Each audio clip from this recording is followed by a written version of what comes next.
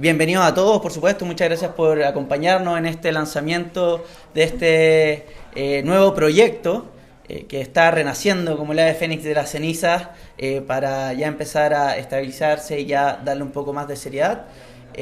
Mi nombre es Ítalo Meña, yo soy uno de los cofundadores junto con a quien tengo acá a mi izquierda, Sofía Barca. Y Sofía, vamos a partir con unas palabras de Sofía, que es la fundadora de Entre Zorros y Erizos, la editorial que ya muy conocida por editar sobre todo el libro de Márquez, entre otros. Tenemos varios autores que van a estar participando con nosotros en esta tarde. Hay un catering, por favor, siéntanse como en casa. El baño está ubicado acá a la vuelta, debajo de la escalera, y en caso de un ataque del MIR, saben que esta prevención de riesgo ya habilitó la salida. ¿Ya? Pero bueno, sin nada más que agregar, quiero invitarlos, por favor, si podemos guardar silencio, a escuchar a la fundadora de Entre Zorros y Erizos, una periodista muy amiga, una gran luchadora, gran emprendedora, una mujer que le da mucha seriedad al sector, y por favor quiero que la recibamos con un fuerte aplauso a Sofía Barca.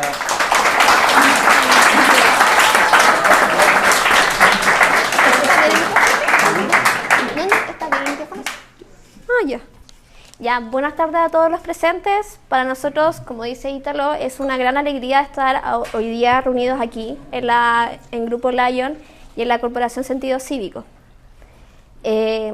Para los que no me conocen, soy Sofía Barca, periodista de la Universidad de Chile, cofundadora de los proyectos de la revista Individuo, la editorial Entre Zorros y Erizos y también de la librería Paperwoods. Actualmente me he enfocado en absolutamente liderar el proyecto editorial. Al igual que otros proyectos, la revista Individuo, la editorial Entre Zorros y Erizos y ahora la librería Paperwoods, nace desde la impotencia, desde la molestia de sentir que mientras había un grupo humano que destruía nuestras calles y vulneraba nuestros monumentos nacionales, nosotros éramos totalmente incapaces de decir algo, de reaccionar. Como sociedad civil estábamos totalmente desprotegidos. Fue en ese momento en que nos dimos cuenta que las armas que este sector utilizaban eran los símbolos, el lenguaje, las palabras. Es decir, utilizaban la cultura para imponer sus nefastos ideales. Y el problema más grave aún que nos dimos cuenta fue que en su mayoría eran los jóvenes los que promovían esta distopía. Como recién exuniversitaria, puedo también denunciar cómo estas ideologías se han inmiscuido en nuestras aulas, en nuestras instituciones educacionales. Cómo estos pensamientos totalitarios y marxistas se camuflaban para hacerlos pasar por la verdad en nuestras aulas. Y cómo en realidad promovían la ignorancia, mientras que jóvenes como yo se nos amedrentó en nuestros campus. Por esa razón no puedo hablar de la revista, ni de la editorial, ni de la librería, sin mencionar que nace de esta frustración. Porque más allá del miedo que yo sentía en ese momento, para mí era desolador ver que mientras los violentos intentaban destruir todo lo que nosotros amábamos, nosotros no teníamos cómo defendernos de esta avanzada ideológica. Pero al mismo tiempo pensaba que no era solo yo la que se sentía de esta manera. Por esa razón todos estos proyectos iniciaron con amigos, sin financiamiento y solo por amor a lo que hacíamos. Sabíamos que teníamos que luchar desde nuestra pequeña trinchera cultural. Les comento que actualmente la revista, la editorial y la librería la componemos en su mayoría jóvenes, de la generación de los 90, en mi caso del 98 y de los 2000. Enfocándome totalmente en la editorial, que es el equipo que yo lidero, no puedo no agradecer al equipo que todos los días me apoya y me permite siempre sacar lo mejor de mí. Primero a Ignacio Said, que ha sido el pilar fundamental y me ha ayudado a reestructurar totalmente el proyecto. A Valentina Vergara, a Nicolás Cádiz, que ellos son las personas más apañadoras del mundo. Me acompañaron a Filsa mientras sufríamos constantemente la avanzada marxista de las otras editoriales. A la Dani Valenzuela, que es la persona más talentosa que yo conozco, que hizo las últimas portadas de la Escuela de Frankfurt, el Libro Negro de Nueva Izquierda y la Guerra Cultural del Foro de Sao Paulo. A la Connie, que recién se nos unió al equipo, esperamos que siga trabajando con nosotras. Arturo Ruiz, Felipe Cereceda, nuestros brillantes editores, y bueno, a César Torres, que no está acá, pero es nuestro distribuidor. Y obviamente no puedo no agradecer también a Ítalo, que recién se incorpora a nuestro equipo editorial. Hay otra persona que quiero mencionar, que yo creo que ustedes conocen, que es a Francisca Morrison, que es una de las mujeres más impresionantes y admiradoras que yo conozco. Gracias a ella estamos aquí reunidos, porque fue su idea de estar acá.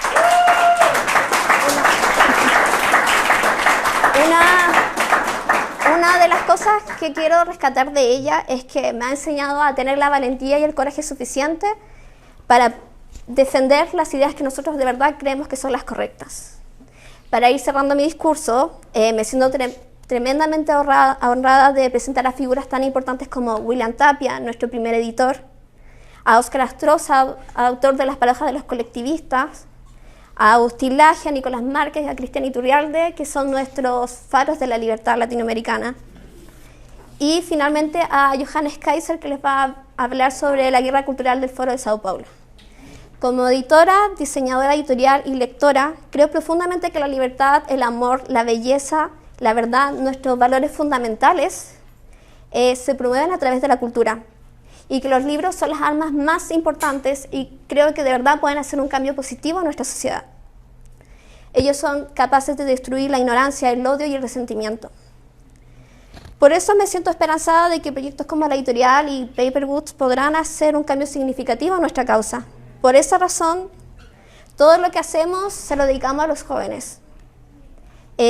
Quizás muchos de nosotros no seamos capaces de disfrutar una sociedad que defienda de forma categórica nuestros valores, pero estoy convencida de que proyectos como este, con autores que escriban con valentía y coraje, permitirán que en el futuro jóvenes puedan vivir en libertad.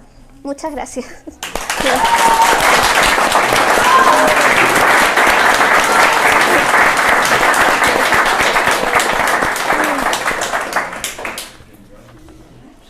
Yo no escribí nada, así que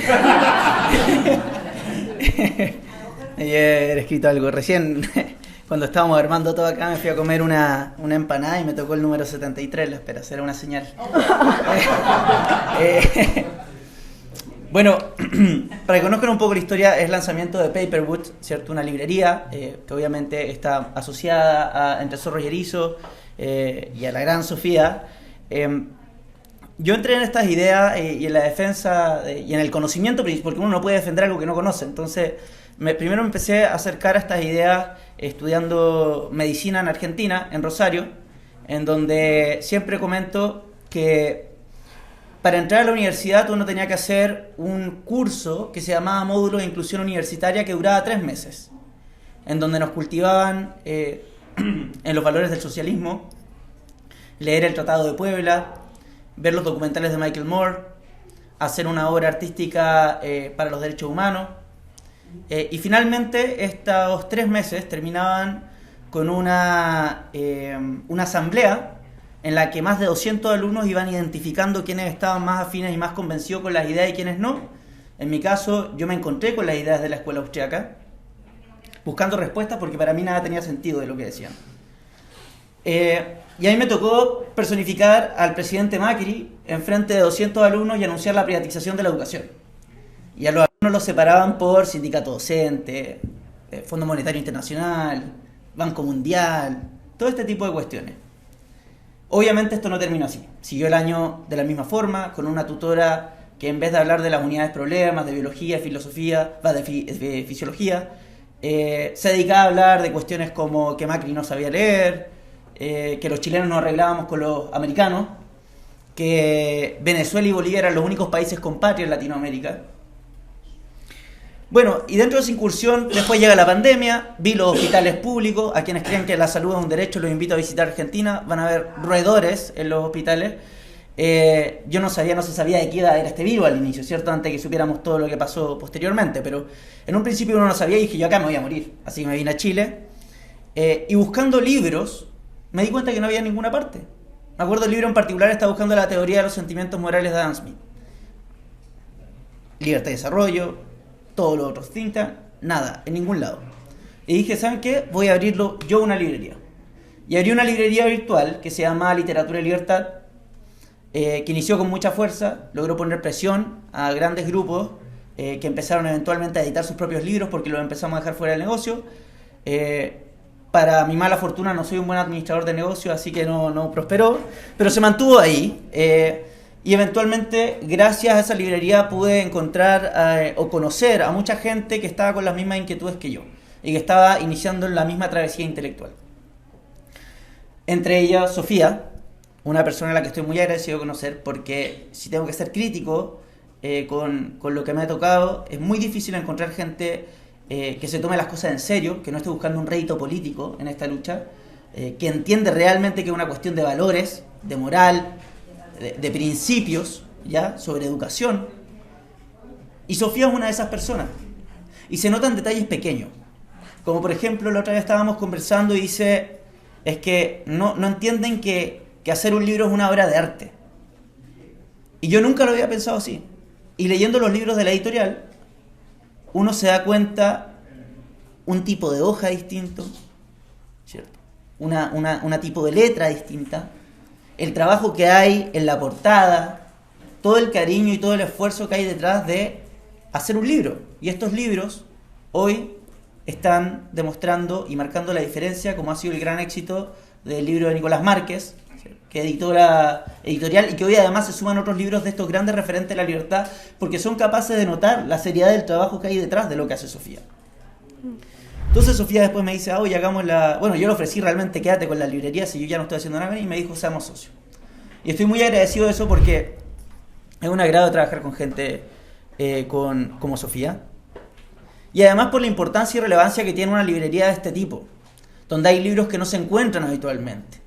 Y mucha gente no se da cuenta hasta que empezó el octubrismo, y de repente en menos de una semana nos dimos cuenta que todas las librerías habían puros libros sobre el estallido, la caída del neoliberalismo y todas estas cuestiones, la velocidad con la que producen estos libros y la rapidez con la que se venden y están en la portada de las librerías. ¿Y cuál es la importancia de una librería en este mundo en esta época tan politizada que nos toca? Sócrates decía que había diálogos y pseudodiálogos. El diálogo, al igual que la economía, no es un juego de suma cero. En un diálogo real, si yo estoy equivocado y tú estás en lo correcto, yo aprendo algo. Y viceversa. El tema es que estos diálogos no existen en la política. Porque en el Estado se antagonizan los intereses del hombre. Es decir, todos buscan sacar el máximo provecho de esta institución para sacarle a uno y beneficiarse de ello. Y ahí empiezan los problemas, se pierde el diálogo.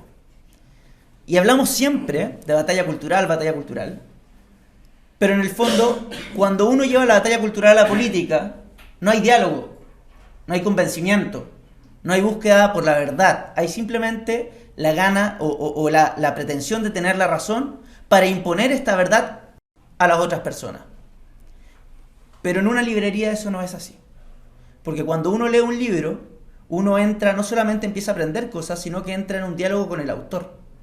Y eso es lo rico de leer, de cultivarse, de poder poner a prueba nuestros propios principios, sofisticarnos para hacer una verdadera contracultura, enfrentar de verdad y con honestidad con los principios que nos diferencian de aquellos que buscan utilizar la mentira para alcanzar sus fines, para aquellos que creen que los fines están, que los medios se justifican por los fines. Entonces, este proyecto realmente, quizá a veces uno no le toma el peso, pero realmente es un proyecto muy necesario, y hoy tenemos, como nunca antes, librerías y editoriales que están dispuestas a editar aquellos libros que se le hubiese cerrado las puertas en la cara a esos autores anteriormente, y que además los invita a ustedes a salir del mundo político para compartir con estos autores, que pueden estar vivos o muertos, y ser mejores personas.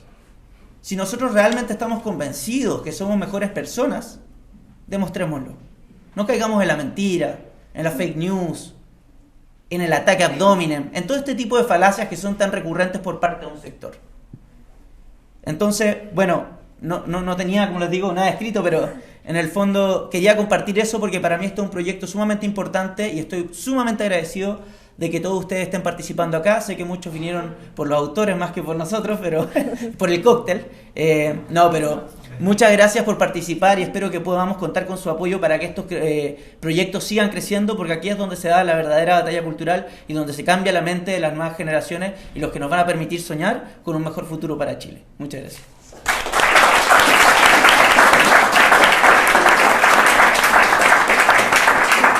Bueno,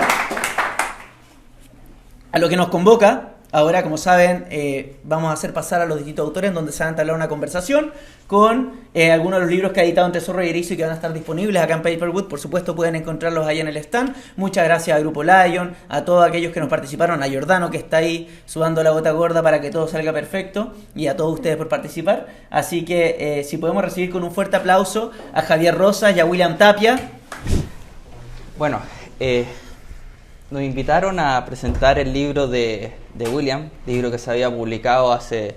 ¿Se escucha o no? Sí, se escucha perfectamente.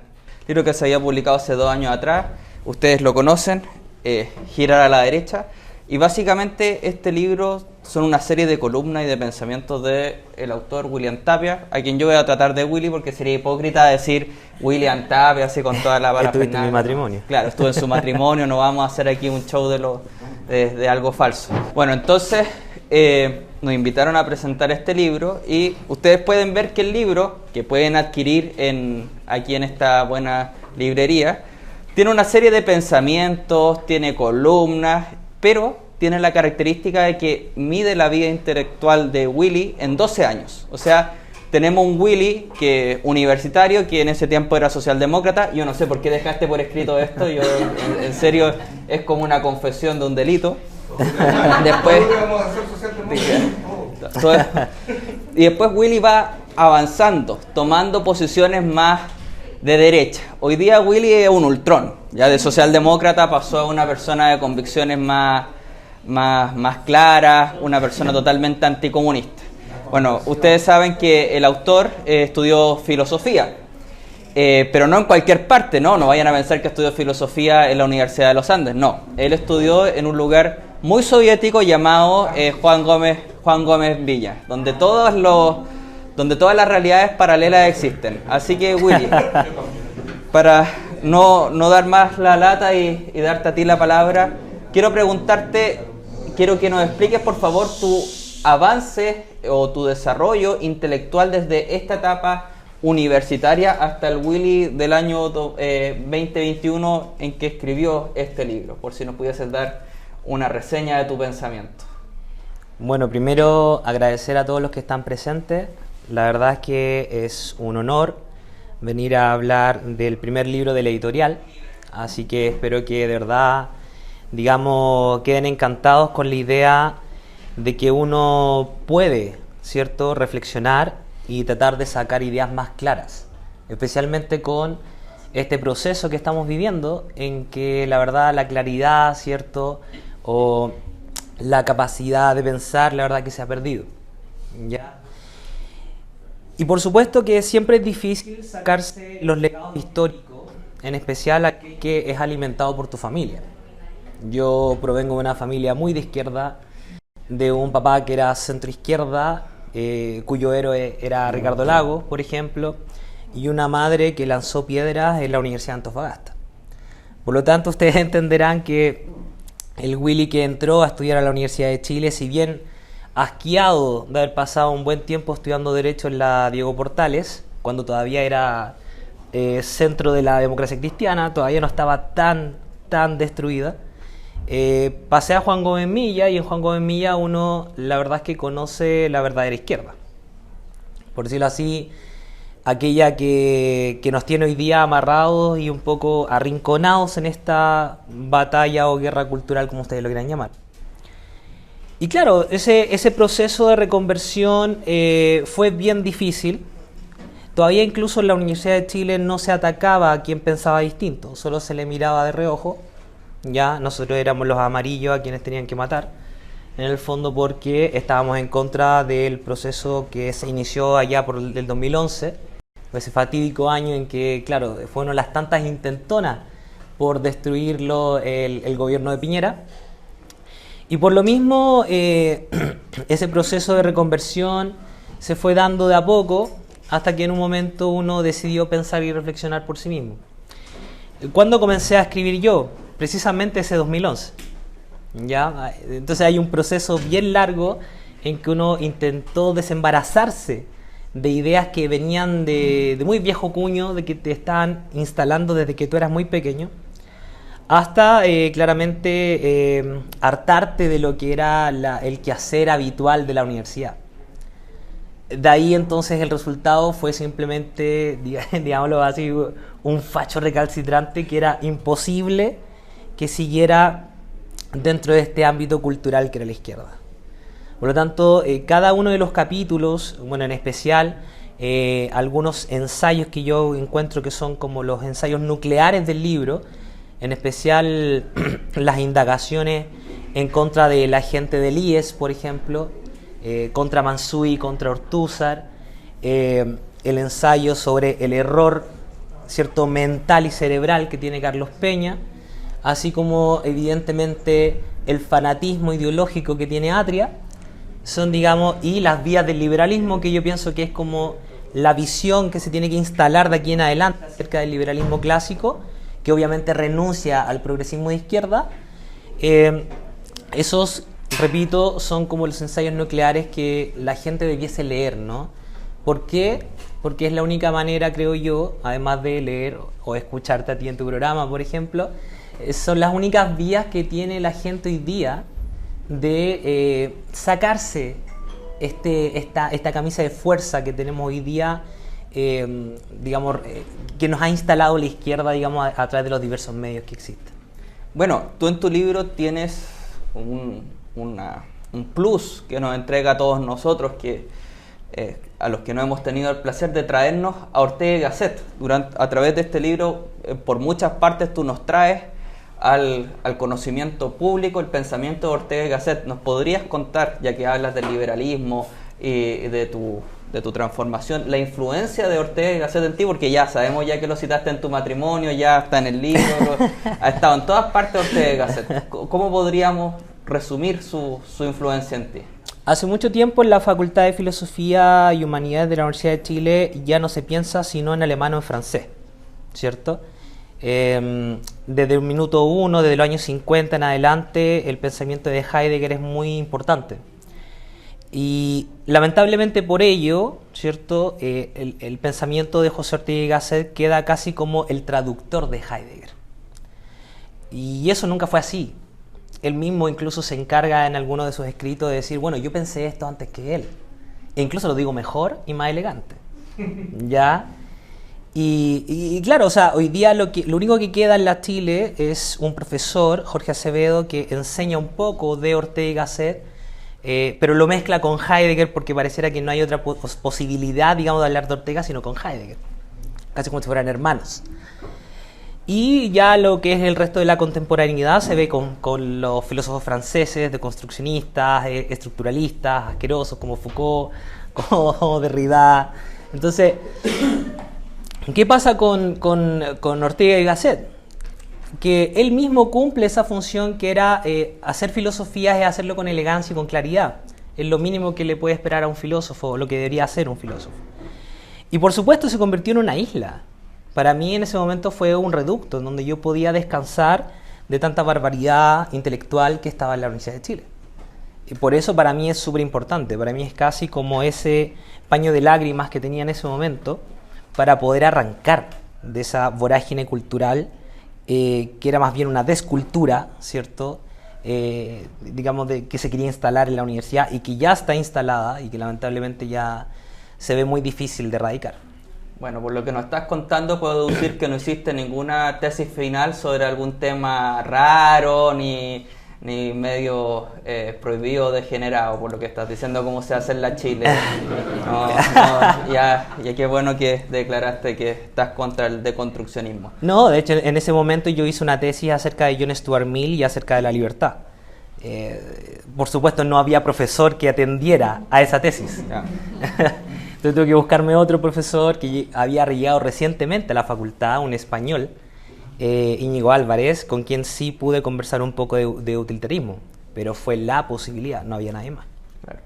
Oye, este libro tú lo terminaste el 2021, pero han pasado muchas cosas desde ese año. O sea, tenemos un Boric que ganó la presidencia, tenemos un rechazo que ganó, tenemos un nuevo proceso constituyente. Ha pasado mucha agua debajo del puente. Me imagino que el libro está, los hechos en que, o el contexto en que se da este libro ya está totalmente desactualizados con la nueva realidad, y me imagino que tu pensamiento se ha ido adecuando a estas nuevas circunstancias. ¿Hay algo que nos puedas decir respecto a Willy hoy? ¿Qué piensa Willy hoy de lo que está ocurriendo en la sociedad?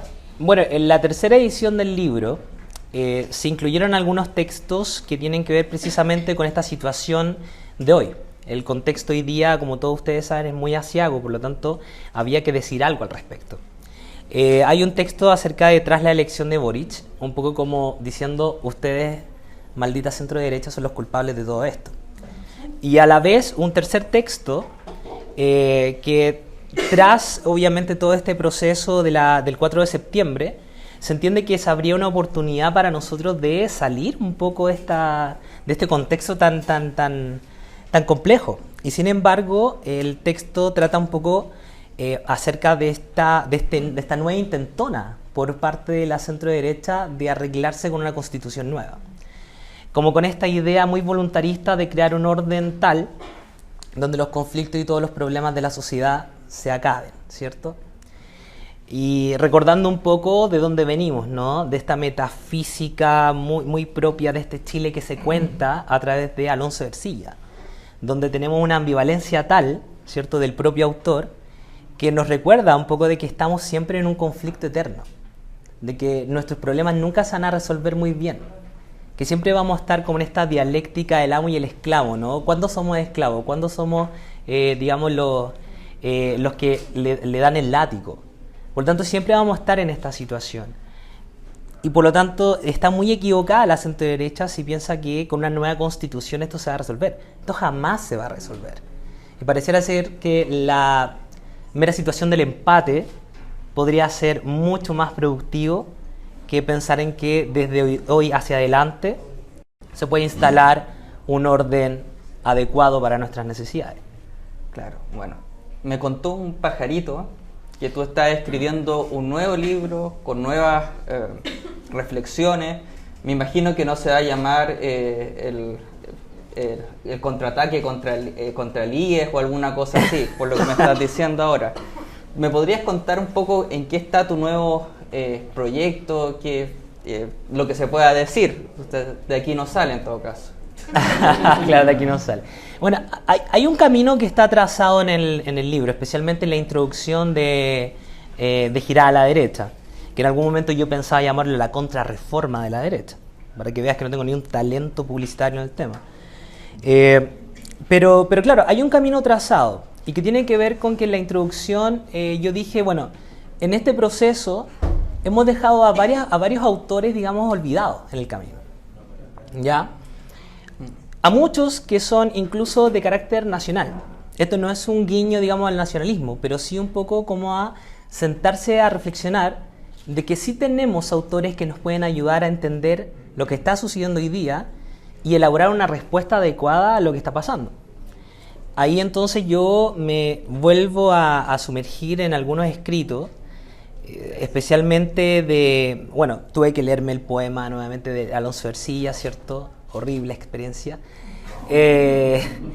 También tuve que, esto sí fue más un disfrute, leer las cartas de Mariano Egaña, volví a leer los textos de Andrés Bello y disfruté mucho leyendo a Jaime Guzmán, a pesar de que en algunos puntos pareciera ser que no entiende lo que realmente es la democracia, pero su ingenuidad en el fondo queda, digamos, perdonada a partir de que, bueno, él confiaba en que la UDI sí iba a respetar el pensamiento de él, ¿no? Y también rescato, quizá de una manera un poco fuera del mainstream intelectual, ¿cierto?, a Fernando Villegas, porque ustedes sabrán que todo el mundo dijo que no lo vieron venir, y él viene hablándonos hace como 20 años de que va a venir, ¿cierto?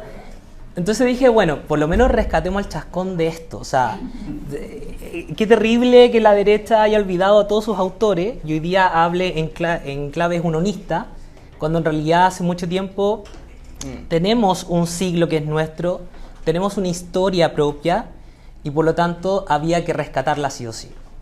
Entonces, ese libro, que viene también con un epílogo acerca de lo que estéticamente significa ser de derecha, y me parece que también es algo importante, ¿no?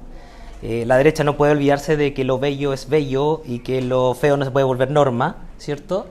Este libro intento, digamos, comenzar ese camino de introspección histórica. Y espero que de verdad les sea de gusto a todo el resto. No, yo creo que sí lo va a hacer. Una de las cosas que muestra tu calidad de pensador es que tú te dedicas también a estudiar a los que nos antecedieron. Hay muchas personas que piensan que somos la última chupada del mate, que aquí no ha ocurrido nada antes que llegásemos nosotros, y hay mucha gente que vivió experiencias similares, no iguales, pero similares, y que ha reflexionado con mentes mucho más avanzadas que las nuestras. Claro. Y yo creo que el trabajo que tú haces de agarrar estos autores que son muy densos y traérnoslos en un lenguaje sencillo, en que todos podamos entender, yo creo que es un gran avance para la batalla cultural. Bueno, muchas gracias y de verdad espero que al resto les sea de mucho gusto. Bueno, muchas gracias. Muy interesante lo que fue, ¿cierto?, la charla con William Tapia, con Javier Rosa. Estamos muy agradecidos de su colaboración, por supuesto. Y ahora me toca a mí presentar a otro autor que se llama Óscar Astroza, que es otro de los autores que ha publicado con la editorial Entre Zorros y Erizos, que se encuentra acá a mi izquierda. Si le podemos brindar un fuerte aplauso.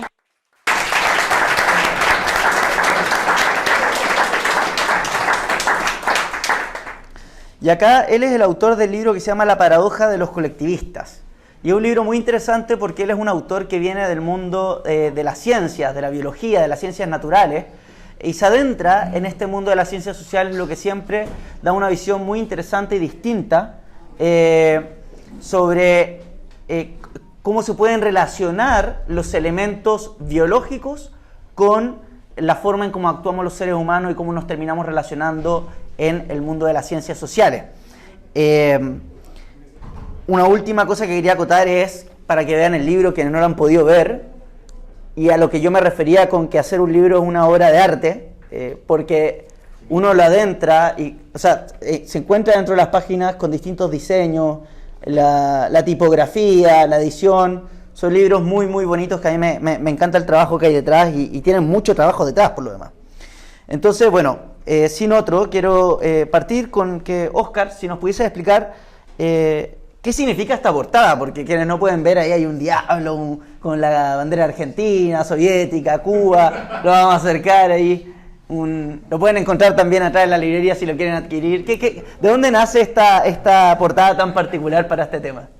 Bueno, primero quiero darle las gracias a la editorial y a la librería por invitarme y aclarar un punto. Estoy a tu otra derecha, no a tu izquierda. Ah, perfecto. Así que claro. A mi contraderecha. Claro. Y bueno, la portada nace principalmente desde una motivación personal. Yo me adentré al mundo del liberalismo y las ideas de la libertad a través de la música. Yo soy profesor de universidad, he vivido y me he desarrollado como profesor, como director de carrera durante muchos años, pero me adentré al mundo de la política, al mundo de las ideas de la política a través de la música, a través de bandas de heavy metal, inicialmente con Metallica. Y siempre he tenido un gusto por el heavy metal alemán, italiano, inglés, Iron Maiden, Helloween, Stratovarius, bueno, y bandas mucho más pesadas, Deicide, Venom, etc. Y quise hacer una obra, una portada recordando esas bandas y esas portadas que yo veía y que me iba a comprar el Eurocentro, al Portal Lion, y me ponía a ver hoja por hoja lo que decían las letras. Ese amor a la música lo traté de juntar con mi amor a la política, a las ideas y a la filosofía. Y este libro, más que un diablo, es un demonio. Es el demonio Astaroth, y tiene una característica. Astaroth es el único demonio que se considera sin pecado, que tiene una similitud con alguien del Frente Amplio, que tiene una altura moral quizá más elevada que sus otros componentes. Y si se fijan, tienen dos banderas que ahorcan a dos atenienses que representan el libre mercado y la democracia.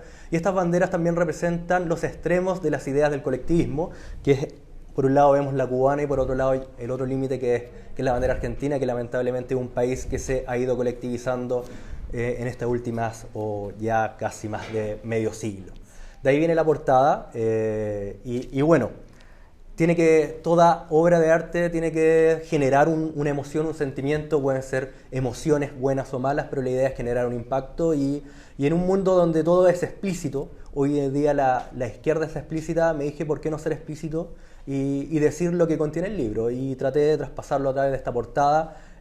Además también busco atraer a esos jóvenes que hoy día necesitan saber, necesitan tener el conocimiento de lo que es la izquierda y esta nueva izquierda que ha llegado a Latinoamérica y nos está inundando en este siglo XXI. Oye, muy interesante, yo estaba hojeando el libro y ya partimos bien, a mí me encantó porque ya parte citando a uno de mis autores favoritos, que es Antonio Escotado, que falleció hace poco. Y es muy interesante porque parte de la biología, es decir, parte haciendo un recorrido de la evolución del ser humano, de nuestra especie, y cómo y las razones vinculadas, ¿cierto?, a las ciencias naturales de por qué nos comportamos como nos comportamos. Oscar, ¿qué te llevó a ti a decidir escribir un libro como este, siendo que tu background es de medicina veterinaria, ¿cierto? Hiciste un MBA también en administración, pero ¿qué te llevó a escribir un libro, a adentrarte en esto? Porque al final también, siendo un profesor universitario, pones algo en riesgo escribiendo un libro que se llama así, con esta portada, ¿no? Sí, mira, este es mi segundo libro y el primer libro fue de emprendimiento. Principalmente buscaba que las personas que no son del área de los negocios pudieran emprender. Y cuando comencé a escribir el libro, hay una parte de historia para contextualizar por qué uno emprende y comencé a profundizar en el capitalismo y en la idea de la libertad, cómo benefician el emprendimiento. Y de ahí hago un salto a decir, oye, hay una parte de emprendimiento, hay una parte que las personas necesitan saber, pero hay otra parte muy importante que es de filosofía y política.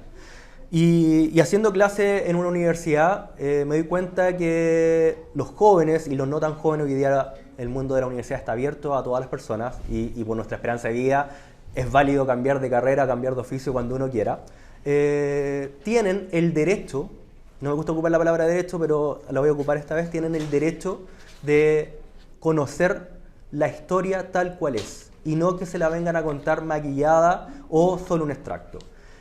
Escotado, tomando lo que dijo en alguna de sus entrevistas que la única forma de conocer es aprendiendo historia. Los médicos aprendemos de la historia. Las ciencias aprenden de la historia, conociendo, yendo para atrás los procesos evolutivos. ¿Por qué no presentárselo así a los jóvenes y que sepan la realidad? Y que la realidad es dura para todos, para un conejo que tiene que salir a buscar su alimento y puede ser capturado por un águila y hasta ahí llegó, por una persona que tiene que levantarse todos los días a las 7 de la mañana a buscar su trabajo y que solo su esmero, su inteligencia y su capacidad de sobrevivir lo van a llevar a progresar. Esa es la realidad, puede ser dura para uno, no tan dura para otros, pero el derecho de que todos sepan eso es algo que me motivó a escribir un libro y a explicar que hay un enemigo hoy día presente, que es el mayor enemigo a esa realidad, que son los grupos de los colectivistas. Y aquí enmarco a los colectivistas principalmente todas las ideas que pueden derivar del comunismo o el socialismo marxismo, que hoy día se ha presentado con distintos nombres, no en un partido como el Partido Comunista o el Partido Socialista, sino tenemos un grupo grande que viene derechamente del Frente Amplio. Y mi respuesta y mi libro a sus ideas están acá, en un libro que intento que sea rápido de lectura, con datos, pero el dato suficiente para que puedan entender el punto y también puedan sacar sus propias conclusiones. Hay una parte en el libro que me pareció bien interesante porque si algo que caracterizaba a la escuela austriaca, ¿cierto? Y a Mises, Hayek, etc., es que a todas estas ideas colectivistas del socialismo se le adjudicaba un error intelectual. No era un ataque ad hominem, era simplemente una discusión, científica, ¿cierto? Filosófica, etc. Pero tú acá, en la página 42, me dio la impresión, y no digo, que tú no solamente le atribuyes un error intelectual, sino que también de intenciones. ¿Ya? Porque dice, en realidad, una de las mayores fallas de comprensión y estudio de estas ideas de igualitarismo económico es que no tienen como fin la comprensión de lo humano y lo social, dado por las relaciones e interacciones de los mismos individuos en la búsqueda de condiciones materiales superiores a las actuales, sino el de implementar una nueva sociedad con cualidades distintas a las de la sociedad actual. Es decir, un problema de fin. ¿Cómo llegaste a esa conclusión? Bueno, cuando uno escucha y y no solo ve lo teórico, sino cómo se lleva a cabo la teoría, te das cuenta que primero hay un desdén a la naturaleza humana y a lo que somos. Esa ética o moral que se le aplica al ser humano de clasificarlo en bueno y malo, principalmente en lo que hace, como colectivo y no como individuo, te hace primero reflexionar diciendo, oye, acá no tenemos un análisis de lo que somos. Y si no sabemos lo que somos, no podemos mejorarlo o no podemos plantearlo. Yo siempre digo a mis estudiantes, un médico para que pueda hacer medicina tiene que saber de fisiología y tiene que aprender cómo funciona el cuerpo. Un relojero, cómo funciona un reloj. Un zapatero, cómo se arma un zapato. Pero ellos le dan un desdén a la propia naturaleza humana y tratan de plantear una visión del ser humano que es utópica. Y es utópica tanto en su formación biológica, que hoy día está, y en el libro trato de contextualizarlo lo que mejor puedo desde el conocimiento científico, hacia una mirada también de las realidades, tanto de las distintas disciplinas del quehacer y el conocimiento humano, de la economía, la filosofía y la ciencia. Entonces, la respuesta a ello es decir, acá no hay un deseo de llevar al ser humano hacia un camino propio que puede desarrollar a través de un progreso, entendiendo un progreso como un trabajo en conjunto para llegar a un fin, sino implementar una idea moral desde ellos mismos, subjetiva, y llevarnos hacia allá, cambiando de raíz cosas naturales y propias de los seres humanos que lamentablemente llevan a la propia expurgación de nuestra propia naturaleza. Y si se nos extirpa nuestra propia naturaleza, se nos extirpa el alma. Muy interesante porque acá tú tienes una palabra que me gustó mucho y que no conocía, que se llama consiliencia. Tú hablas de la consiliencia, que es la disposición de unir el conocimiento de distintas disciplinas, algo que caracterizaba a Escotado por lo demás, y que yo aprecio muchísimo a la hora de leer un libro, porque demuestra un esfuerzo intelectual honesto por encontrar la verdad. En el fin de la introducción tú dices, todos estamos siendo movidos por el combustible inagotable del ímpetu y la voluntad individual, el que ha llevado al ser humano de ser una especie más que logró atravesar un constante coladero adaptativo a ser la especie que resultamos hoy, herederos y forjadores de un camino de progreso y desarrollo nunca antes visto en la historia natural. Esto me llamó la atención, me recordó a James Buchanan que decían, ¿tú eres optimista con el futuro? Y él decía, yo no soy optimista cuando miro al presente, pero sí soy optimista cuando miro al pasado. ¿Te sientes optimista en estos tiempos, Óscar? Bueno, todos los que respiramos, tenemos hijos, tenemos familias, por obligación tenemos que ser optimistas. Y creo que el optimismo es una característica del ser humano, por eso estamos acá y por eso hemos logrado lo que hemos logrado. Hace 10.000 años atrás estábamos persiguiendo manadas de animales y hoy día podemos estar en un 10º piso tomando un café colombiano con un habano importado de otro país, no lo quiero nombrar, pero seguramente se lo imaginaron. República Dominicana. Un buen whisky escocés. Y eso se ha logrado por un trabajo del ímpetu del humano y de ser o mirar el mundo diciendo puedo hacer un cambio aunque esté todo contra mí. Y eso está en nuestros genes, por eso estamos acá, por eso seguimos luchando, trabajando día a día, entramos a estudiar, tratamos de sacar una carrera, aunque el presidente no lo pero otra cosa. Entonces estamos siempre tratando de superarnos. Y esa superación está en nuestro ADN. Y no solo en nuestro ADN, también está en otra especie que lo hemos compartido y hay evidencia genética y antropológica que es así. Entonces somos una especie que nació en busca de recursos. Y la búsqueda de recursos nos permite vivir, mantener esta cosa maravillosa que se llama vida, nuestra fisiología, y también reproducirnos y mirar al futuro. Si no tuviéramos ese en nuestro ADN, en nuestra genética, en nuestro cerebro, ya no existimos como especie.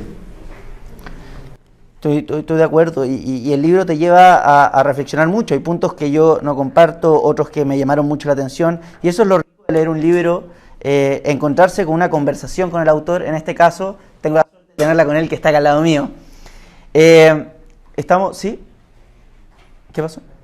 Ah, ya, perfecto. Me están ahí corrigiendo. Yo sé que acá hay un público de puros jóvenes, ¿ya? De puros lolos.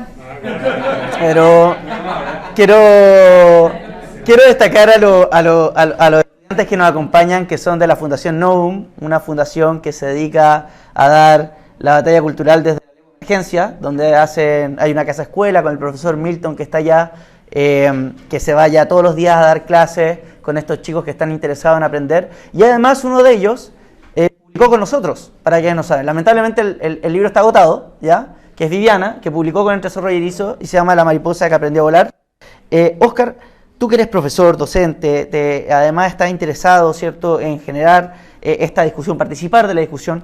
¿Qué mensaje le darías a las nuevas generaciones, a los más jóvenes? Primero que el ser humano nace libre. No es un derecho que te lo puede dar un Estado. El Estado lo que ha hecho es quitarte libertad y luego entregártela a cambio de otro fragmento de la libertad. Y ese es el primer paso que tenemos que nosotros conocernos. Como tenemos la capacidad de pensar, de hacer, está nuestra capacidad de ser libre y es lo que tenemos que defender. No le tengamos miedo al futuro, porque cuando le tenemos miedo al futuro nos entregamos al proteccionismo y nos entregamos a las manos de la domesticación del Estado. El Estado es una institución más como cualquier empresa y que obviamente podemos discutir cuál es su rol en la sociedad y eso siempre va a estar en discusión. Pero algo que nunca va a estar en discusión es nuestra capacidad de decisión. Si alguien nos extirpa nuestra capacidad de decisión, nos van a domesticar, nos van a hacer una mascota y yo creo que nadie quiere que se extirpe lo único que nos da garantías de poder disfrutar la vida tal como queramos, en un Ferrari, o en un bosque, o con un caballo, o como nosotros queramos. Esa es la decisión nuestra y nadie más puede tomar las decisiones que nosotros nos planteamos para el futuro mientras no afecte la libertad del otro. Muchas gracias.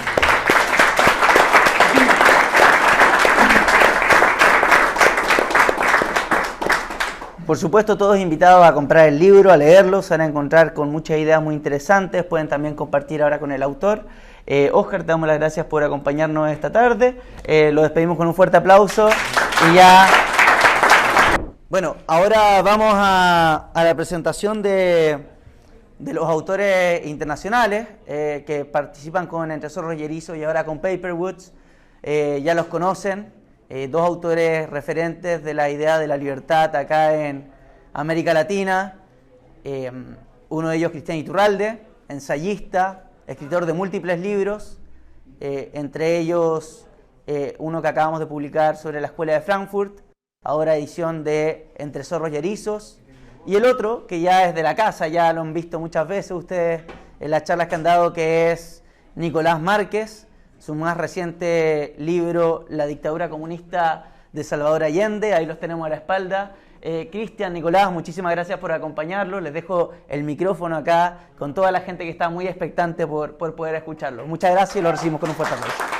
Bueno, me tomo el atrevimiento de iniciar, antes de que hable Cristian, un poco un comentario adicional. Primero, mis felicitaciones a Entre Zorros y Erizos y a Sofía, que la quiero muchísimo, y a Ignacio Said, que son un poco los motores de todo esto, y Francisca Morrison, y a toda la gente de Lion Groups. En el contexto de la batalla cultural, el trabajo que están haciendo, y a ti, Omega, que siempre te tengo presente, el trabajo que están haciendo en la batalla es enorme, inmenso. Y es el que hay que dar, porque en el caso que me ocupa y me preocupó, y ustedes conocen mi manera de pensar, ¿por qué gana un infradotado mental, drogadicto, apoyado por el Partido Comunista, que no puede exhibir un solo ejemplo en su infeliz historia de un país exitoso y próspero? Ni uno. ¿Cómo gana? Gana porque se han tomado el trabajo de escribir la historia y de escribir los libros.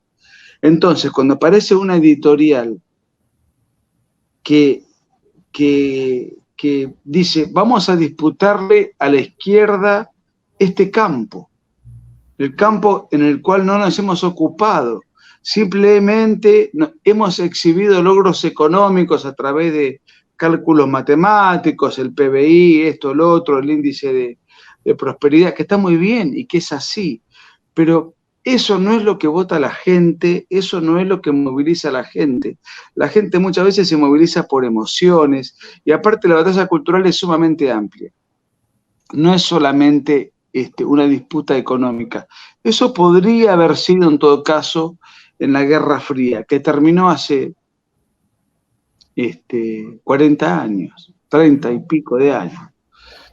Entonces, me siento totalmente compenetrado con Sofía, con Entre Zorros y Erizos, y me siento orgullosísimo de compartir esto que puede ser un diálogo o no, un poco improvisado, con un tipo como Cristian Rodrigo Iturralde, porque además de yo sentir admiración por Cristian, por sus tremendos trabajos que hizo sobre el revisionismo histórico y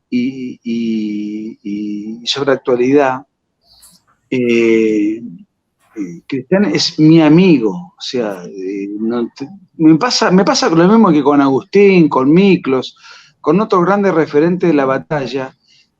Por alguna bendición de la providencia, además nos queremos mucho, somos muy amigos, además de sentir admiración recíproca, porque cada uno se dedica a algo distinto, ¿no?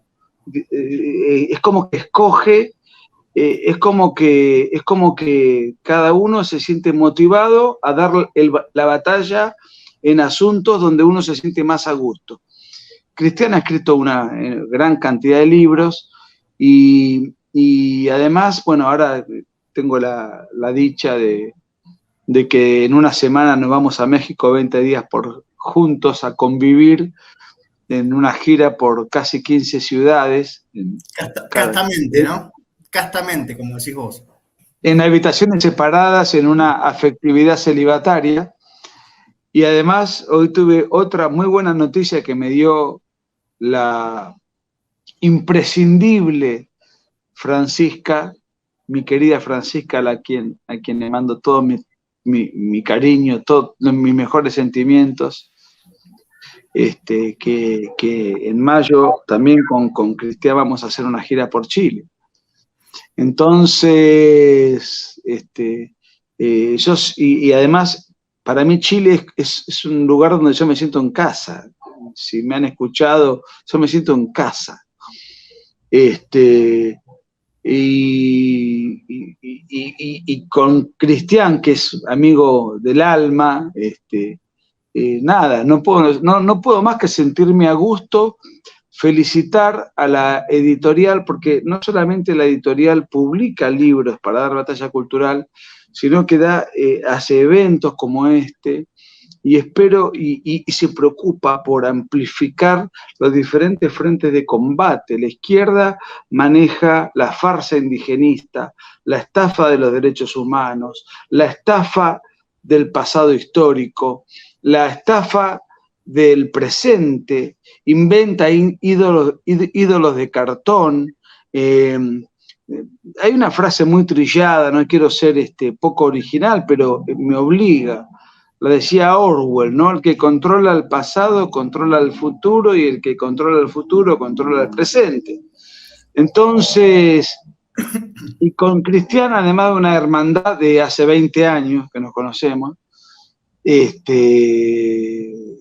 Cristian, comparto algo con Cristian que no lo comparto con Agustín o con Pablo Muñoz Iturrieta o con el propio Miklos, grandes amigos de la batalla, que es la propensión, la inclinación por revisar el pasado. Creo que eso es, más allá del cariño, de la amistad mutua, de la admiración mutua, creo que tenemos como una especie de denominador común, que es el hecho de que más, menos, matices más, matices menos, nos preocupamos por revisar cómo el progresismo, o llámenle como quieran, se ha encargado de construir leyendas negras.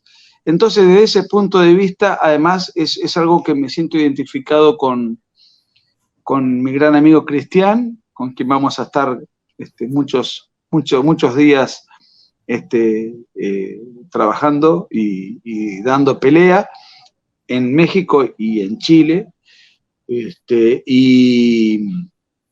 Y además esa inquietud común de disputarle a estos energúmenos que se apropian del pasado. Pero ojo, se apropian del pasado porque se ocuparon de eso.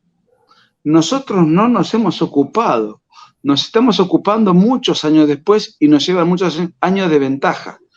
Entonces, siempre cito a Morrás, que es uno de mis autores que tomo como referencia y ya le cedo la palabra a Cristian. Morras, para quien no lo conoce, Maurras, él decía en el libro, Mis ideas políticas creo que era, él decía, un error y una mentira que no nos hemos tomado el trabajo de desenmascarar han ido adquiriendo poco a poco la autoridad de lo verdadero. Claro, no nos hemos tomado el trabajo de desenmascarar. Y si yo tengo que repasar mis libros, o los libros de Cristian, que en Argentina tienen mucho que ver con el peronismo, pero bueno, en Chile eso es probablemente de un interés menor, pero acaba de editar Entre Zorros y Erizos un libro extraordinario, como es El origen de la nueva izquierda y la escuela de Frankfurt, o su libro sobre la Inquisición, o su libro sobre la América precolombina previa a la legítima evangelización española. Entonces, desde diferentes ópticas, siento no me gusta usar la palabra empatía porque hoy es tremendamente repetitiva por la progresía, pero siento una identificación, ahí está. Más allá del cariño, del afecto y de nuestra fecunda amistad de muchos años con Cristian y admiración personal, me siento identificado en el hecho concreto de decir, como estos son unos energúmenos, mienten, entonces vamos a desenmascararlos. Y desde ese punto de vista, si hay algo que me queda pendiente con Cristian, no es un noviazgo, porque tanto él como yo somos heterosexuales, así que eso no, pero si hay algo que me queda pendiente con Cristian y algún día se concretará, es hacer un libro juntos. Dicho esto, agradezco a Entre Zorros y Erizos, agradezco a la invitación, los felicito y le cedo la palabra a mi querido compatriota, contertulio y camarada de batallas. Gracias, Niquito. Nico, qué privilegio. Bueno, acá ustedes se darán cuenta de lo que es un verdadero amigo. Siempre Nicolás donde sea, pero me deja parado del mejor modo. Así que muchísimas gracias, Nico. Bueno, sabes que es recíproco todo absolutamente. Y de hecho, el libro que presentan nuestros amigos de Entre Zorros y Erizos, que bueno, que quisiera agradecer, como hizo Nico, tanto a Sofía como a Francisca Morrison, que son las que tuve más contacto. Y hay cosas que tal vez, digamos, el lector común no se da cuenta. Nosotros con Nicolás, como, digamos, normalmente editamos libros en varios países, nos damos cuenta un poco cómo es cada editorial, cómo es la seriedad de cada persona de acuerdo a cómo se manejan. Y realmente desde el primer momento uno se da cuenta que realmente esto es algo serio, es algo manejado por personas que tienen realmente convicciones, la transparencia con la que se han manejado desde un primer momento, cuando, bueno, tuve realmente el privilegio de que me preguntaran si yo quería editar con ellos el trabajo. Y bueno, realmente para mí es un gusto tratar con personas así que no abundan en el mercado editorial continental, digamos. Diría yo que son muy pocas las personas que trabajan de un modo tan serio, profesional y humano. Así que para mí es un privilegio que me hayan invitado, junto con nada menos que con Nicolás, a ser parte de este evento de inauguración, de apertura de esta librería y de todo esto que están haciendo, que es, como decía Nicolás, fundamental, ¿no? Para la batalla cultural. Así que desde ya mi más profundo agradecimiento en este sentido. Y como decía Nicolás, bueno, en realidad yo muchos de mis trabajos, las inquietudes las he ido logrando a raíz de leer libros, tanto de Agustín como de Nicolás. Por ejemplo, el de la Escuela de Frankfurt es un libro que me surgió, digamos, es un libro que pensé en hacerlo una vez que leí el libro negro de la nueva izquierda, porque vi que mucha gente hablaba sobre la Escuela de Frankfurt, pero pocos tenían realmente una idea más o menos acabada sobre lo que realmente implicó la existencia de esta institución de los años 20, 30. Entonces, básicamente, entonces tenemos muy poco tiempo, pero digamos, la Escuela de Frankfurt es un claro ejemplo de que la existencia y la fuerza del marxismo es completamente independiente del contexto o de la estructura económica de una nación o de una región. Por ejemplo, pensemos en el caso del mayo de 1968, ¿verdad? Aquel movimiento que surge en Occidente de clara inspiración marxista, que llegó a poner en jaque, de algún modo, las estructuras fundantes de la civilización occidental, ¿no? Promoviendo el libertinaje, el irrealismo, atacando todo principio perenne, atacando todo principio de autoridad. Y este mayo del 68, esta primera gran revolución cultural, surge en un contexto de bonanza económica sin precedentes en la historia de Occidente. Recordemos, por ejemplo, que en la época dorada del capitalismo, que va prácticamente desde el año 45 hasta el año 73, es decir, desde el final de la Segunda Guerra Mundial, las tasas anuales de crecimiento de la producción de cada nación alcanzaron tasas de entre el 5 y el 8% de crecimiento anual. Es decir, ¿cómo en un contexto semejante de bonanza económica podía triunfar el marxismo? Es decir, la pregunta a hacerse, y es un poco lo que me motivó a hacer este trabajo, es cómo en las naciones industrializadas y abiertamente anticomunistas había podido penetrar el marxismo, ¿no? Modificando los patrones socioculturales de toda una generación, etc. Y bueno, la respuesta es sencilla, a través de la cultura, cooptando completamente las instituciones educativas y a través de allí ir, digamos, sembrando valores disruptivos, ¿verdad? Y esto surge, así bien sintéticamente, y ya termino, después del fracaso de la revolución bolchevique, ¿no? Esto es un poco lo que yo voy contando al inicio y contexto general de la Escuela de Frankfurt y por qué, digamos, menciono que es el inicio de la nueva izquierda. Es decir, la nueva izquierda que hoy tenemos, por ejemplo, agentes de la nueva izquierda como el feminismo, el abortismo, etc. Entonces, después del fracaso de la revolución bolchevique, porque la revolución bolchevique fue un fracaso, es decir, los abusos y los excesos y las matanzas eran tan evidentes a todo el mundo y los intelectuales de izquierda estaban cada vez más desacreditados, especialmente porque ellos sostenían que el capitalismo se iba a autodestruir, se iba a autodemoler, ¿verdad? Bueno, y esto no sucede.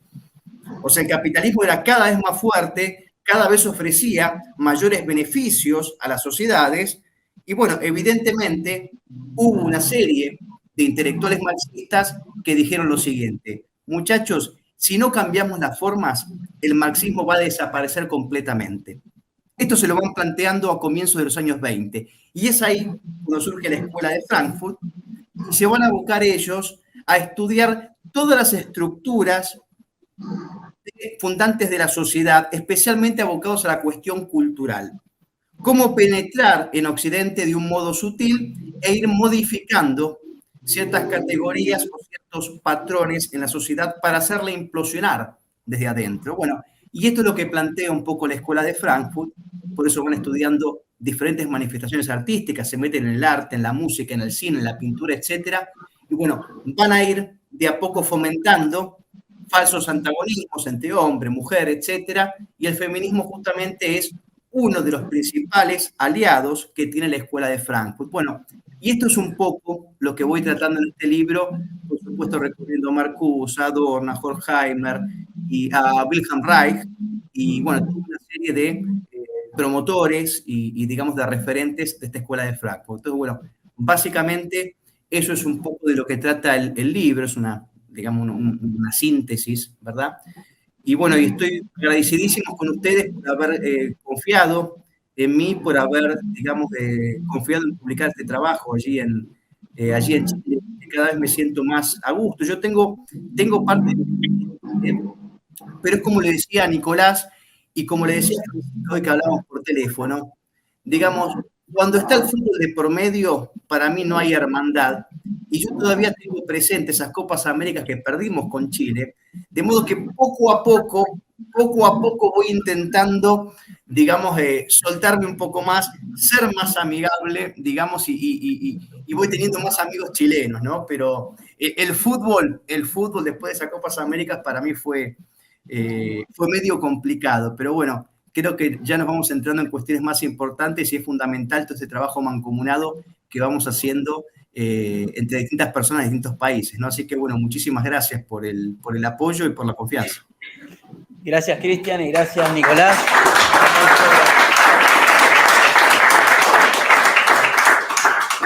Muchas gracias por confiar en nosotros y por acompañarnos en esta jornada Les deseamos lo mejor y esperamos estar viéndolos pronto acá por Chile. Un abrazo. Gracias. ¿Se puede hacer una aclaración? Sí, claro. Cristian es un tremendo futbolero, es un fanático, sabe de fútbol mucho más que yo, entonces, lo creo sincero. Pero con Francisca Morrison, yo en pleno mundial fui a bares y veía los partidos de Argentina. Y yo pude ver chilenos con la camiseta de Argentina o celebrando los goles de Argentina en la primera etapa, ¿no? del mundial. Entonces, yo creo que hoy ya ni siquiera eso es un óbice de división. Y después los asuntos históricos son comprensibles. Ahora, cuando estudiamos otros temas que pueden ser ríspidos o no, la guerra de Malvinas y el rol de Chile, yo soy muy comprensivo y muy desapasionado, siendo un tipo apasionado, porque entiendo que cada país tiene que defender sus intereses, y en ese momento Chile defendió los suyos, Argentina defendió los suyos, y era absurdo que un país con el cual estuvimos a 3, 4 años antes, al límite de la guerra, tomara partido por Argentina. O sea, no. Teniendo una alianza histórica con quien nosotros nos enfrentamos. Eso, no sé si Cristian había nacido, yo tenía 7 años. Para mí Chile es parte de mi hogar, y si tengo que hablar de lo que fue el milagro chileno, la recuperación chilena que surge a partir de septiembre del 73, no solamente hablo con admiración, sino lamentando que ese señor presidente no haya estado de nuestro lado para despegar a la Argentina. Y hayamos tenido a Alfonsín, a toda una basura asquerosa que nos hundió en el ostracismo. Cualquiera que me conoce sabe lo que significa Chile para mí. Además, el último libro brillante de Cristian es escrito con un chileno, con el padre Ricardo Ramírez. Entonces, en los tiempos que corren, donde ha cambiado la agenda por completo, es indispensable que los que pensamos de manera afín y tenemos un enemigo común, porque el enemigo común es internacionalista y se une para armar una plataforma global, una agenda global. Entonces, la respuesta tiene que ser global y tiene que ser conjunta, que nos unamos ante el mismo enemigo, que diferencias históricas, incluso deportivas, las tenemos que tomar como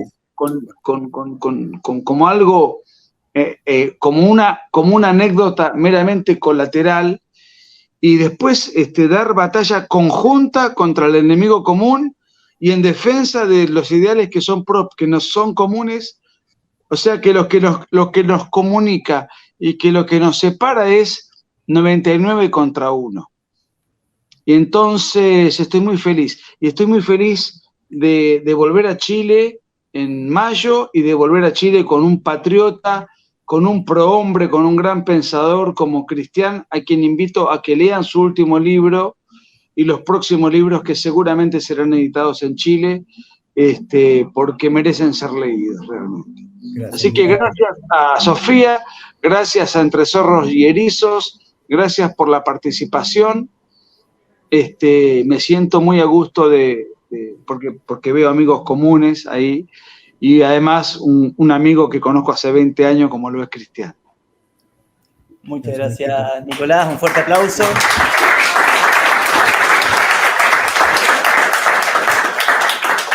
Gracias por acompañarnos. Esperamos, Cristian, que después estés con la polera de Chile celebrando los goles de la selección con nosotros. La de Vidal, mirá. No lo creo, de Cristian esos son fanáticos. Pero Vidal, Arturo Vidal, que es un jugador que siempre me gustó, para mí es uno de los, yo te diría que es uno de los mejores jugadores que he visto. Vidal, cuando salió campeón de Argentina, él y toda su familia tenían una remera de Argentina, a pesar de la rivalidad por las Copas Américas.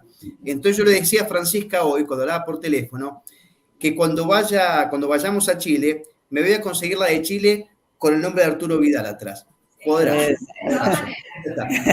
Oye, muchas gracias, Cristian, Nicolás, por acompañarnos. Vamos a seguir avanzando, pero esperamos que esté muy bien y nos estaremos viendo en mayo, pues. Yo tengo una remera del Tata. No voy a decir quién es el Tata. Bueno, lo despedimos con este fuerte aplauso. No digo más nada. Bueno, lo despedimos con este fuerte aplauso.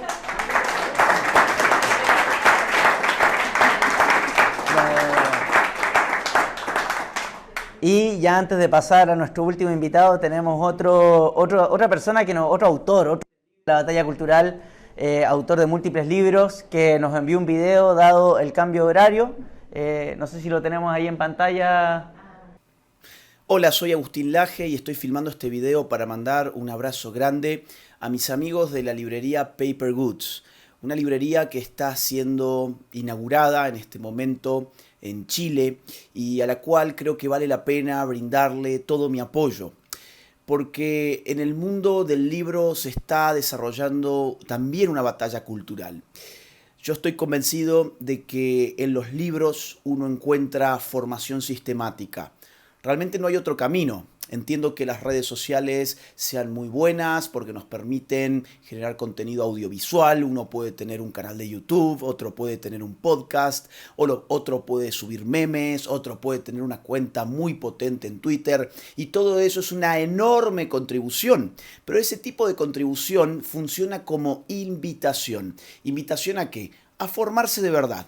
Y la formación de verdad no está ni en TikTok, ni en Twitter, ni en Instagram, y ni siquiera en YouTube. Son meros espacios de invitación para llamar la atención de determinadas personas que quieren animarse a sumarse a las filas de aquellos que damos la batalla cultural, pero a continuación esas personas deben apostar por su formación. Y apostar por la formación significa meterse en el mundo de los libros. Y seamos sinceros, en el mundo de las redes pisamos muy fuerte.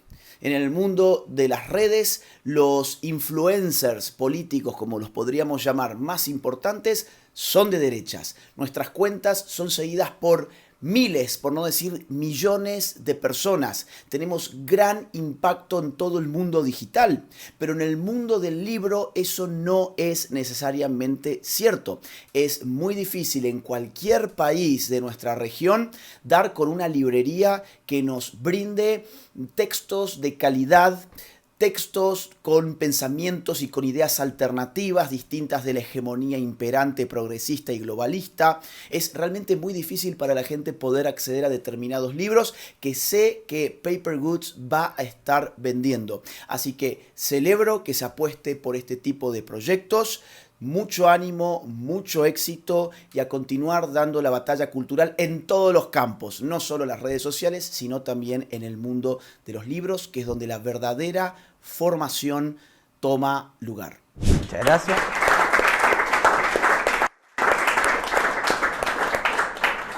Y ya llegando al final de lo que nos convoca, nos queda un libro y una persona más por presentar. Tengo entendido que ya llegó. Para ya ir haciéndolo para ya hacerlo pasar. Seguramente lo conocen, diputado electo por Partido Republicano. No se necesita mayor presentación, ya todos lo conocen, nos está acompañando y por supuesto te agradecemos, Johannes, por tomarte el tiempo de todo lo que está pasando, aparte que imagino que el tiempo libre es lo que menos que te sobra, por acompañarnos en esta jornada tan especial. Y para quienes no saben, Johannes fue una de las personas que trajo un libro que fue editado por Entre Zorra y Erizo relacionado al Foro de Sao Paulo. Así que, sin otro particular, Johannes, te dejo el micrófono para que nos presentes un poco el libro y, por supuesto, lo que quieras compartir. Bueno, muchas gracias. Yo normalmente hablo sin utilizar un texto, pero creo que este libro se merece que no se olvide nada. Entonces, si me permiten, les voy a leer este texto. Entonces dice lo siguiente: Tengan ustedes muy buenas tardes, damas y caballeros, porque así empieza el texto. Amigos de los buenos libros, ciudadanos de bien. Permítame saludarlos cordialmente en esta tarde del día jueves y casi último día del mes de marzo. Junto con agradecer vuestra atención y ciertamente vuestra asistencia a este espacio de asiduos intelectuales y gozadores de la buena lectura, quisiera invitarles a conocer la edición chilena de una obra cuyo mensaje y contenido nos congrega como ciudadanos de este Chile cada vez más agobiado con viejas y fracasadas ideas. Como cabeza visible de mi tienda, como diputado de la República y como representante de las ideas libertarias, me permito participar de esta jornada, no solo para continuar la defensa de nuestros valores, sueños de nuestra literatura y muy en especial de nuestra libertad de pensamiento, sino que además para presentarles este libro, contenedor de análisis, crítica y denuncia al accionar específico de la ola neomarxista internacional que viene invadiéndonos lenta, sigilosa, pero letalmente, y cuyos efectos podemos sufrir prácticamente a diario. Bueno, en Chile no fue ni lenta ni sigilosamente. A partir del 18-10, usted va a corregirme a mí mismo, a partir del 18-10 fue con escándalo. Fue con escándalo y enmudeció a aquellos que todavía creían en ese momento en la democracia. En su momento yo hice una crítica en el Nacional Libertario, dije aquí se iba a jugar el juego, iba a definirse en Chile si iba a ganar el voto o la Molotov. Porque Piñera, con todo lo que a mí no me gustaba, había sido elegido por el voto. La Molotov casi le ganó a Piñera. Creo que probablemente una de las pocas gracias de Piñera es que haya sido monoporfiado, no lo pudieron votar. Y al final el voto sí le ganó a la Molotov, y le ganó el 4 de septiembre. Pero eso no significa que le haya ganado a la ofensiva y al ataque al cual estamos siendo sometidos en toda Latinoamérica, y que es el tema central del libro en cuestión. Entonces, continúo. La deconstrucción humana y la destrucción de los valores más básicos de la convivencia social pacífica han sido los primeros pilares de nuestro mundo en ser fuertemente atacados, y ello con el único y mezquino afán de capturar el poder y mantenerlo para sí, por medio de los más perversos métodos en beneficio de la propia élite. No nos olvidemos, los que están hoy día en la moneda son parte de la élite, lo han sido siempre, no son del pueblo. No entienden el pueblo, nunca han entendido el pueblo, no entienden, quien no entiende lo que significa esa bandera tricolor, no entiende al pueblo de Chile, que mira esa bandera y se identifica en esa bandera, se ve en esa bandera. El que rechaza esa bandera en Chile no es pueblo, puede ser ciudadano del mundo, pero no es pueblo de Chile. Ustedes se preguntarán, bueno, ¿a cuál de todas las desgracias se refiere el diputado Kaiser respecto a este libro? La verdad es que me refiero a todas. Solo por nombrar algunas, aquellas desgracias que nos han afectado acá en Chile. El indigenismo que tiene nuestro sur asolado, quemado. Cuántas familias llorando la pérdida de sus seres queridos. El narcotráfico, nuevamente, lo mismo. La ideología de género, que confunde incluso aquello que ven nuestros propios ojos, que nos dicen no confíes en tus ojos, no confíes en lo que ves, confía en lo que te decimos, porque si no confías entonces te perseguimos. Eso salió incluso verso. La revolución sexual y un etcétera que muy probablemente les resulte familiar. En realidad y lastimosamente la lista es bastante larga, pero el factor o el objetivo en común de todas ellas es lo mismo que ha buscado el marxismo desde sus siniestros orígenes, y ese objetivo no es otro que el de poner los unos contra los otros, es decir, siempre buscar y provocar el conflicto para dividir y reinar, siguiendo la máxima de los romanos, divide et impera. Originalmente fue la lucha de clases, pero esta fue perdiendo fuerza con el aumento sostenido del bienestar económico, desarrollo social y en especial la libertad, que nos permitió, entre otras cosas, sacar a Chile y otros países de la extrema pobreza. O sea, el marxismo perdió su más grande bandera de lucha, que eran los pobres, con la que durante muchos años había entonces vendido sus falsas promesas.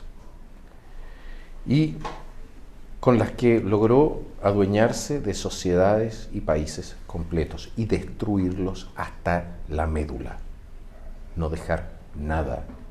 Llevar a millones de los ciudadanos de esos países a arrancar de sus propios hogares.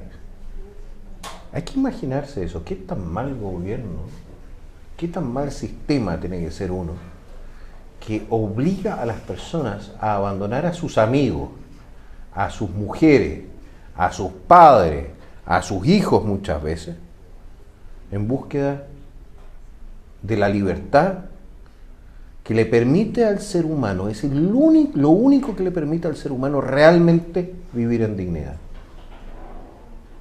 ¿Cuán perverso tiene que ser el sistema al cual estamos nosotros enfrentados?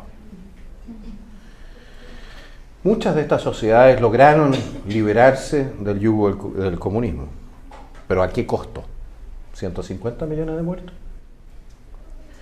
Y esto gracias a la estrepitosa caída de la Unión Soviética y todos los regímenes asociados, o casi todos. Esto dio paso a un respiro de libertad, pero cuando yo digo casi todos los regímenes, me estoy refiriendo, con las excepciones, a uno en particular, el cubano, que como cáncer ha seguido activo en Latinoamérica, como cáncer se alió con el narcotráfico para conseguir recursos, como un cáncer ha seguido financiando a grupos terroristas y les ha dado aquello de lo cual carecen normalmente los grupos criminales, que es organización, planificación estratégica, planificación de largo plazo, para alcanzar el poder. Eso es lo que lograron en Venezuela. Es lo que han logrado hasta cierto punto en Argentina. Y digo hasta cierto punto porque nuestros vecinos son tan caóticos que probablemente es absolutamente imposible gobernarlos. Ahí se aplica esta broma que hizo en algún momento Mussolini, cuando le preguntaron qué se sentía gobernar Italia, y respondió que no tenía idea. ¿No? Pero bueno. Lo que nadie sospecha es que este germen del marxismo que nosotros creíamos eliminado, no estaba eliminado. Había cambiado de careta. Había cambiado de bandera. En vez de la hoz y el martillo, hoy en día viene con el arco iris.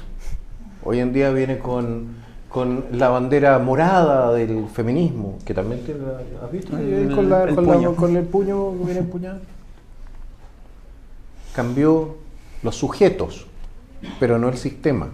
Si se dan cuenta, todas las soluciones que ofrecen estos grupúsculos supuestamente defensores de minorías a los problemas de esas minorías son soluciones marxistas-leninistas. Todas. Es increíble, pero es cierto. Y en la aglomeración de estas minorías supuestamente oprimidas se genera entonces el sujeto revolucionario que nos hizo sufrir algo así como el 18-10. Desde la sombra, no desde las sombras, desde la luz. Esta nueva ideología ha capturado la mente de millones de jóvenes, mostrándose en los colegios, aprovechándose de que los padres no hacen nada, no se preocupan mayormente por la educación de sus hijos, porque lo tercerizan, dicen, bueno, los colegios siempre han sido buenos, o el profesor una persona de confianza. Lo tercerizaron, lo entregaron, y el resultado ha sido que tenemos cientos de miles, si no millones de jóvenes que han recibido una visión muy parcial, no voy a decir de la historia, del mundo de las ideas. No saben que hay otras ideas. No tienen idea que nuestra civilización se armó sobre el sistema de ideas más complejo y perfecto que se conoce, que es el sistema de ideas de la filosofía griega, sumada a la religión judeocristiana, con la tradición que la compone, elementos germánicos que la fueron enriqueciendo, la tradición romana jurídica y, por supuesto, la evolución hacia el liberalismo. La idea de que el ser humano, que es una visión, es una idea moral, ética y religiosa, que el ser humano tiene valor en sí mismo y por lo tanto tiene algo que no debe ser tocado por el resto, que no está a disposición del Estado. Esas ideas hoy en día no las conocen. Y sí, han adoctrinado a generaciones. Generaciones en nuestros colegios no han escuchado nunca de Adam Smith. No saben quién es. No saben ni siquiera quién es Martin Luther King, porque Martin Luther King era un liberal. Un liberal en el sentido real del término. Una persona que decía, yo a usted o a usted no los voy a medir por el color de su piel, hoy día un poco más avanzado diríamos, no lo voy a medir por el sexo, lo voy a medir por su carácter, por su capacidad. ¿Qué tan buena persona es usted? Los colectivistas lo miden a uno por la pertenencia a un grupo.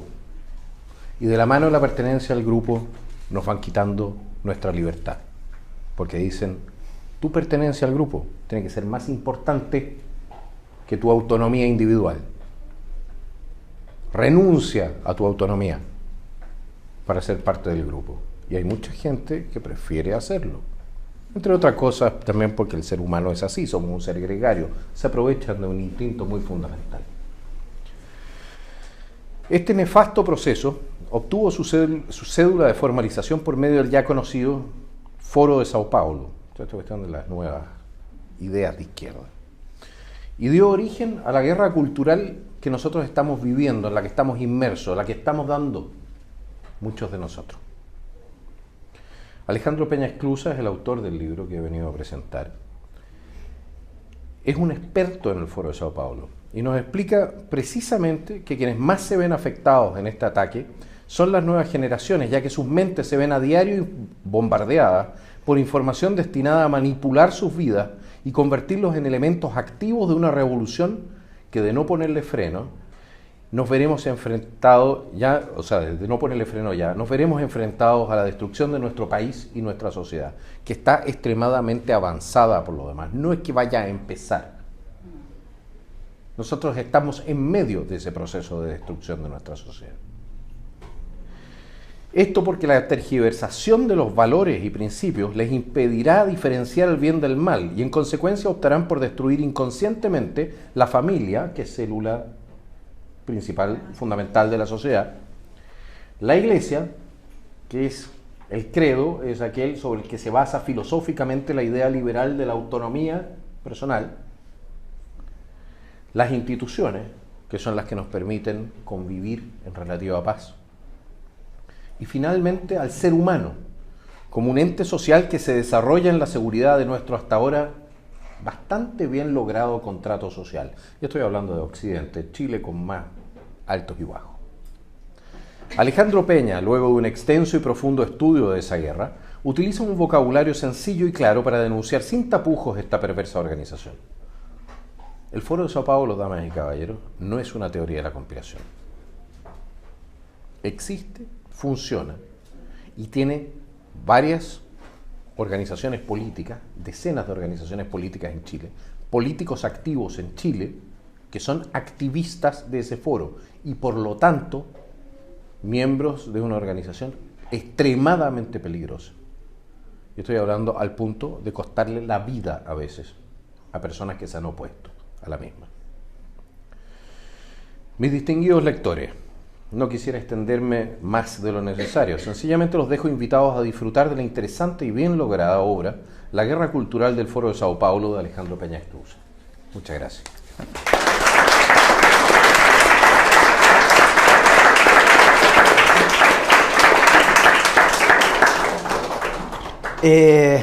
Bueno, dos preguntas yo creo, Johannes, ya para cerrar, porque sé que también estás muy ocupado, ya llevamos una larga jornada.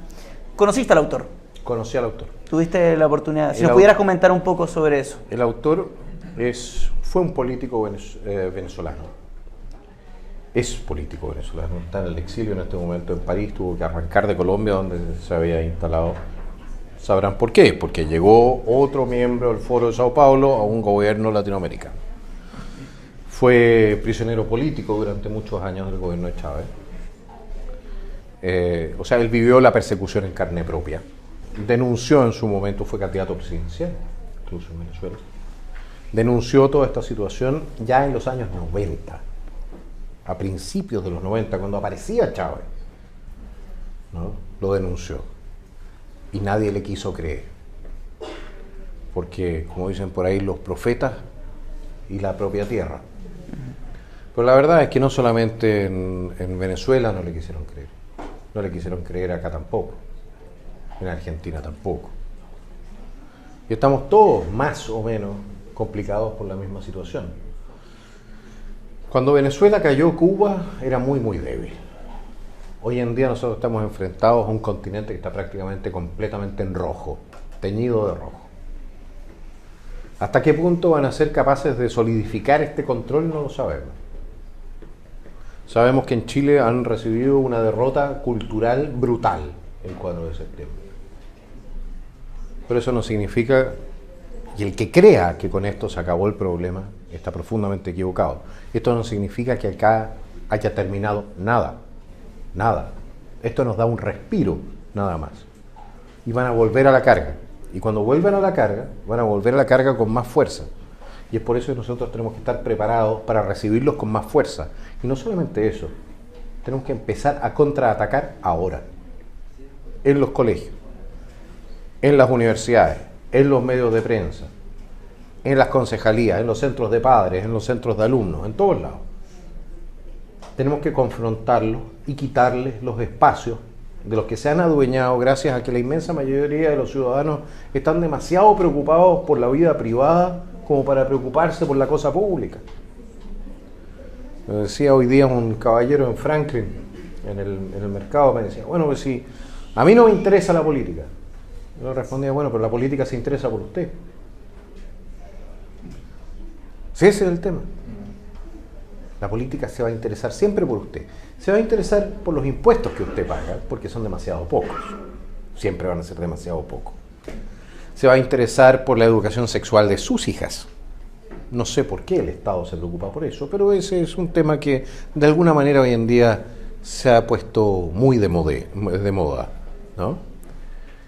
Se va a interesar por cómo usted habla, o por cómo usted piensa, o cómo reza. Y cuántas otras cosas, hasta que haya ocupado exactamente todos los espacios de la sociedad. Y si nosotros no empujamos de vuelta, va a llegar el momento en que en ese espacio en que usted se siente cómodo, va a llegar la política y le va a tocar la puerta y usted ya no va a poder reaccionar, porque todos los espacios van a estar ocupados. Así que los dejo invitados a asumir la tarea de lo que es la cosa pública, la res pública, como propia, porque es de ustedes. Ustedes son ciudadanos de este país y el ciudadano es el soberano en este país. De otra manera, si efectivamente la gente quiere renunciar a su soberanía, nos podríamos haber quedado con Fernando VII. ¿Para qué elecciones? ¿Para qué república? Por último tenemos un monarca que usa corbata. Bueno, entonces la gente tiene la obligación de hacer la cosa pública una cosa pública, la suya, porque es suya. Cada uno de ustedes con su voto, cuando va a votar,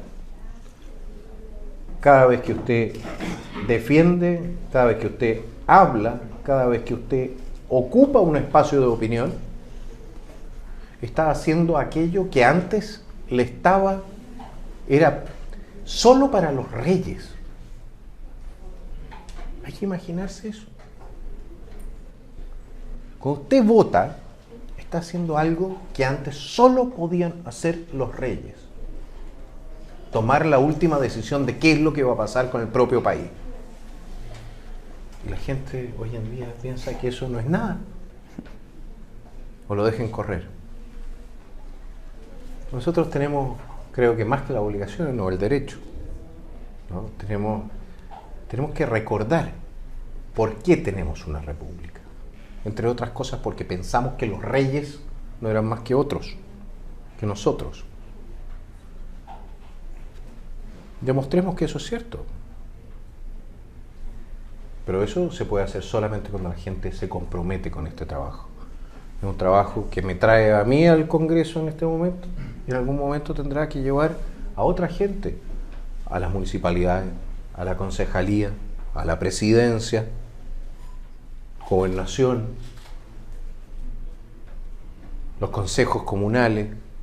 En todos lados se requiere del ciudadano haciendo uso de su derecho real, el derecho a tomar la última decisión que se hace con el voto y a preparar esa decisión defendiendo sus ideas. Así que los dejo muy cordialmente convidados